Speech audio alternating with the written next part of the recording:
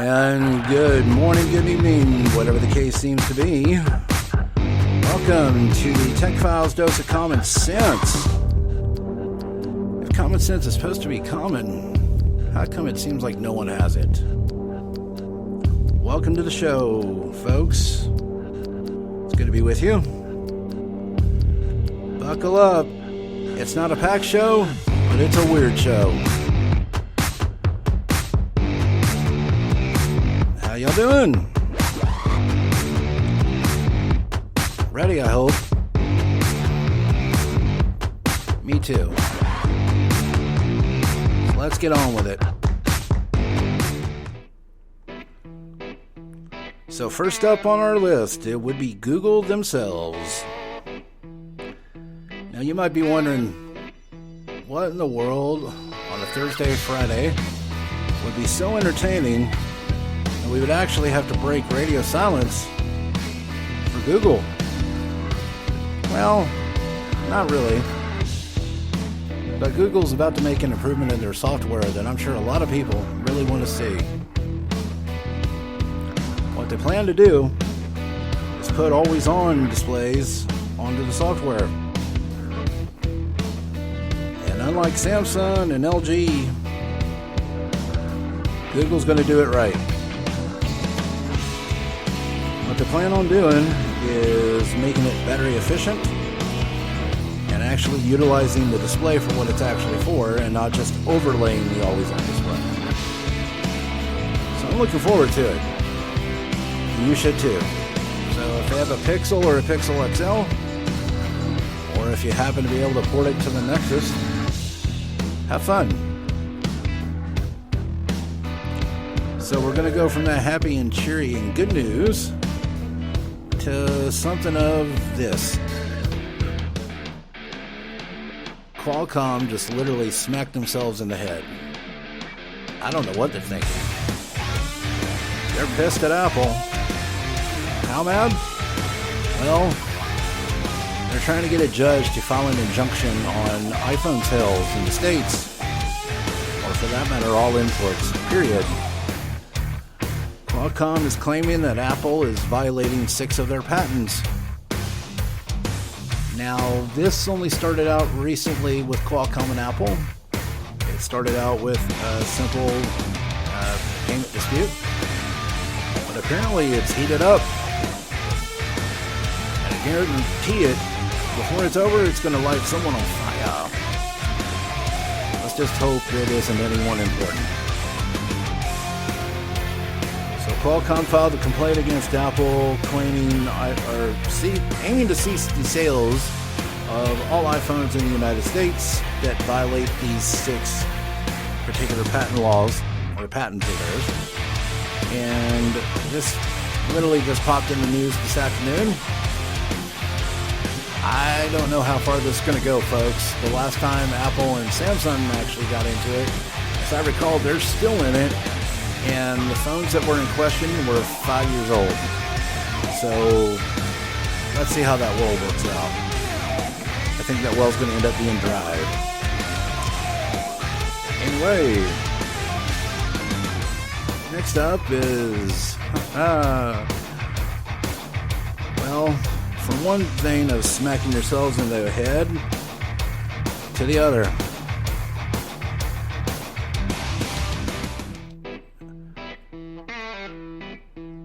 OnePlus. So here we go. OnePlus 5 came out. Awesome phone. Awesome specs. A couple of head turners, like 6 and 8 gigabytes of RAM options on Android, which never really needed it. But hey, let's just overkill. Why not? Hashtag overkill. There you go. I got another one for that one later.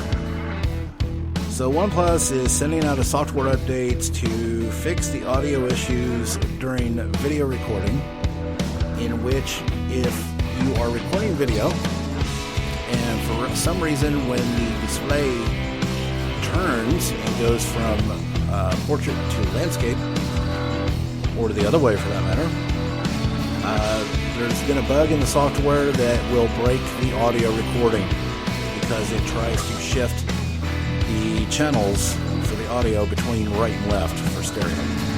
In other words, it breaks the stereo codec. So OnePlus is getting ready to update the two specific devices, come to find out, is the OnePlus 3T and the OnePlus 5. Link to the story will be in the description.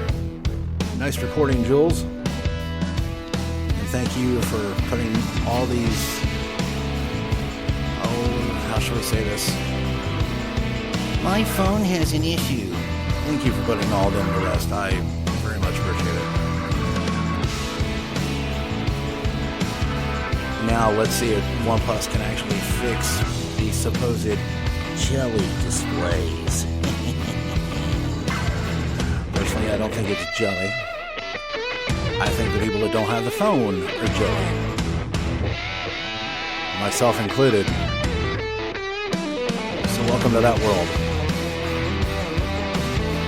And next up would be, that's right kids, Microsoft screwed up again.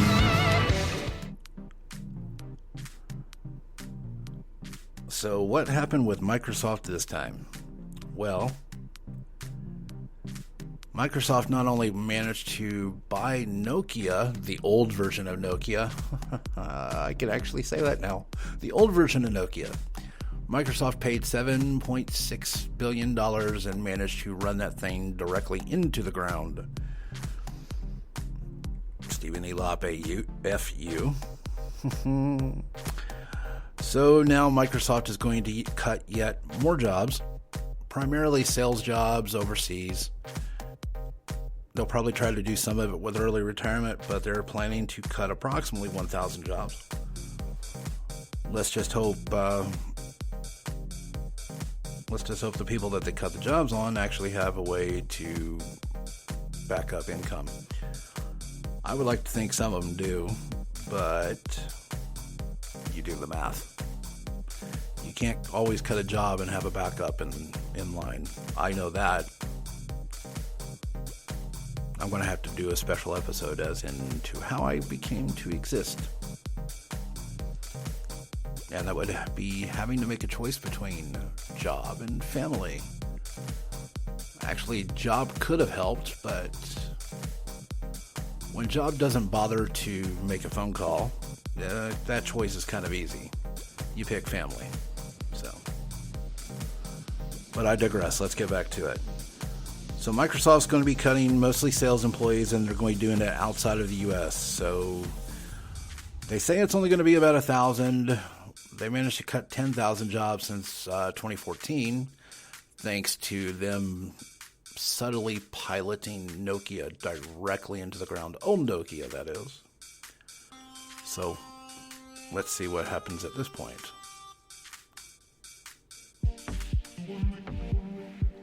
Next up, Jawbone. I don't know if you ever had a Jawbone. Jawbone had fitness trackers, but before they had fitness trackers, they came out with this awesome Bluetooth headset. I can't even remember the name now. Oh, God. Anyway, this was supposed to be military-grade communications, and I actually was able to own two of them. It was an awesome headset, had great audio capability and great noise cancellation. But anyway, Jawbone's now dead in the water again. The reason they're ceasing operations on their main business is to pivot to the healthcare sector. So we'll see what happens. Jawbone is supposedly in the middle of liquidating their assets in order to be able to pivot over to Jawbone Health. So that doesn't make sense to me. Link to the story in the description. Make your own opinion. Speaking of companies that are cutting employees or cutting operations, I hate to add a third one to this, but SoundCloud appears to be laying off staff. They actually have a good reason. SoundCloud has been a mostly independent operation until about, I would say, a little over a year ago, and then they started SoundCloud Go after they had a lot of pressure through, let's just say, third parties such as Spotify and paid radio services. So they had to make a profit as fast as they could, and apparently they seem to have gotten there. And the reason they're cutting yet more staff is so they can remain independent, which is a perfectly viable reason coming from SoundCloud. And they also consolidated offices, which makes perfect sense. So SoundCloud actually is cutting employees to make everything the way it's supposed to be. They're going to keep it user-friendly and make sure that they either A, don't run out of business, or B, they don't have to do emergency funding or anything stupid like Pebble did. So, and RIP Pebble, because I really had nothing against the company. I just resent the fact that Fitbit bought them and then promptly shut them down, leaving all of us that had Pebbles with no support. Thanks, Fitbit. You're number one, and you know I'm not giving the index finger. So, next up on the list, remember Amazon? Remember the Fire Phone? Fire sale for the Fire Phone. It was a great concept. It just didn't seem to work out the right way.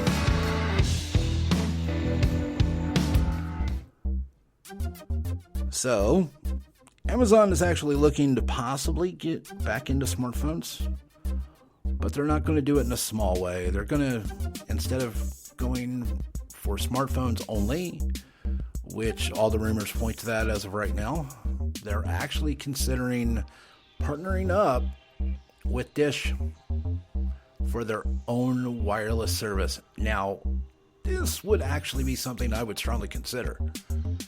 I mean, you're talking about Amazon partnering up with Dish Network? That's like Liiko with common sense, which goes right along with the theme. My question is this. Is Amazon... I mean, no agreement's been signed. This is just basically informal talks, if you will. But here's also what I'm thinking of this too. Amazon pretty much has their hands in about every cookie jar that you could possibly think of when it comes to sales. Anywhere from shoes to books to clothes to paper towels, toilet paper, paper plates. I think they even have their hands in, what is that? DoorDash.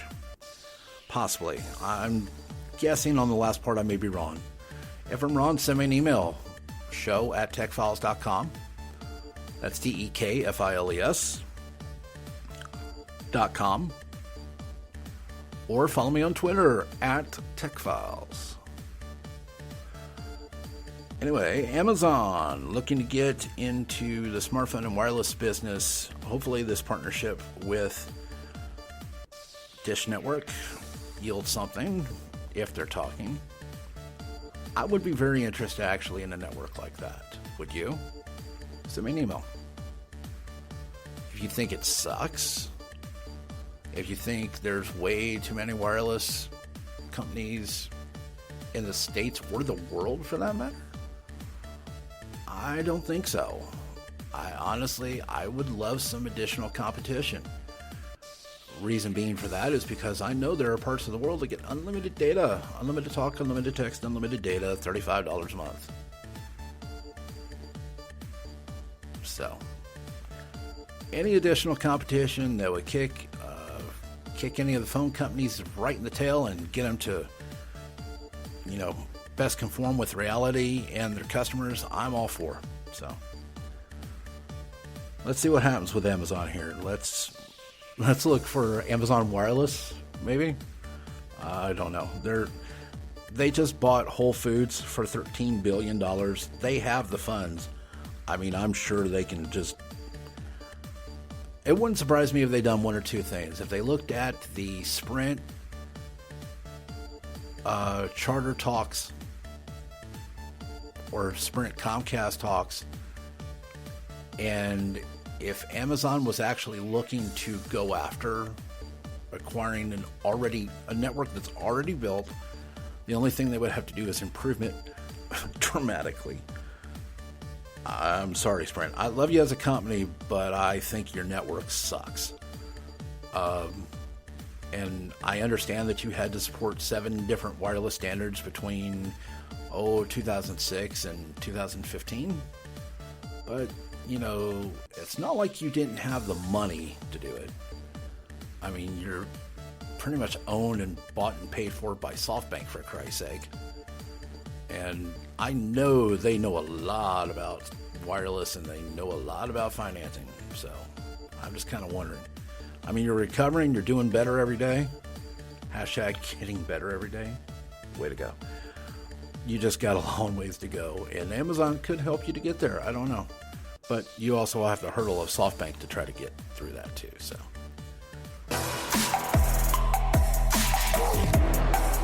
we'll see what happens with that. And I hate to bring this to a close already, but actually we're not going to. Remember, there's probably some of you that don't. RED. RED happens to be primarily they happen to be a camera company.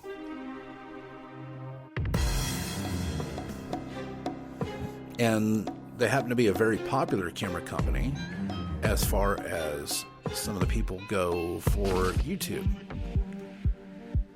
I mean, if you look at some of the YouTubers, one of them would be KBHD, Linus Tech. I know they just bought Red Weapon Dragons not that long ago, in all actuality, and paid a buttload of money in the process. However, RED has decided they're going to branch out a little bit. And how are they going to do this? Well, relatively easily. Looks like RED's going to build a smartphone. Now, hold on before you start laughing.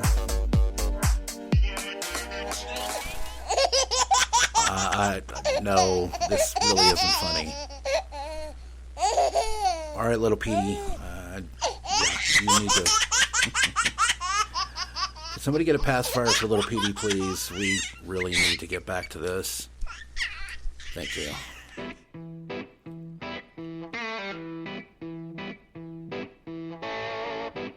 Okay, so here comes the fun. RED has decided they're going to build a smartphone. However, RED isn't going for the normal smartphone, $600-700 in its pay. The homie ain't going to play that.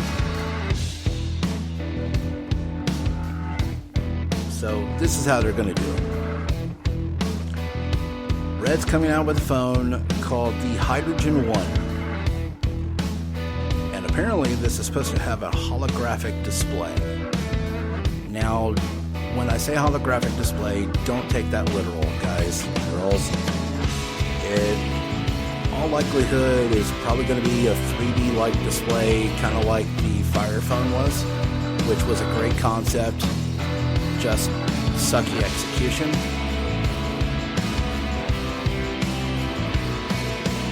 So get ready for the price on this one, guys and girls. $1,500 will buy you a RED.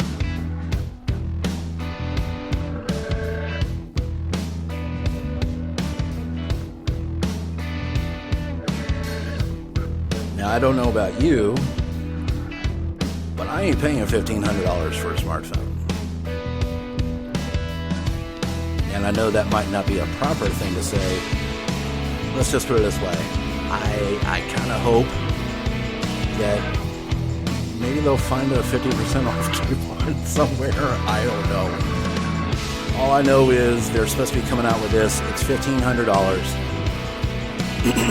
Specs right up in line with what it's supposed to be. And apparently this is going to be a very, very good phone. It's a modular phone. It's also going to be running Android. So they'll at least be able to customize it anyway. So let's see what happens with that.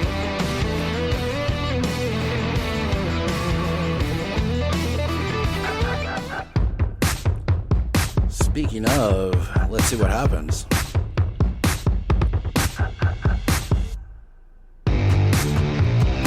And the reason I say let's see what happens is because we got one more good old story about Apple. Not only is Apple probably fuming right now at Qualcomm, but apparently the carriers are fuming at Apple for rumors. And you might exactly wonder what rumor this is. Well, here's the rumor. The iPhone 8, $1,000, please. What? Yeah, $1,000. Now, if I want a phone and I'm going to pay $1,000 for this, I'm sorry. I might as well actually go and buy the red phone. I'm going to buy the Hydrogen One. Because if I'm paying that much for a phone, I want this thing with all the bells and whistles. I want it to cook my breakfast. I want it to wash my laundry. Although there ain't going to be any such thing that'll actually do that. However, with the reputation the Red has, if I was posed with $1,500 for a Red phone, I would actually buy the Red phone before I actually went and bought the other one. That's just my opinion. And only my opinion. So, there is that.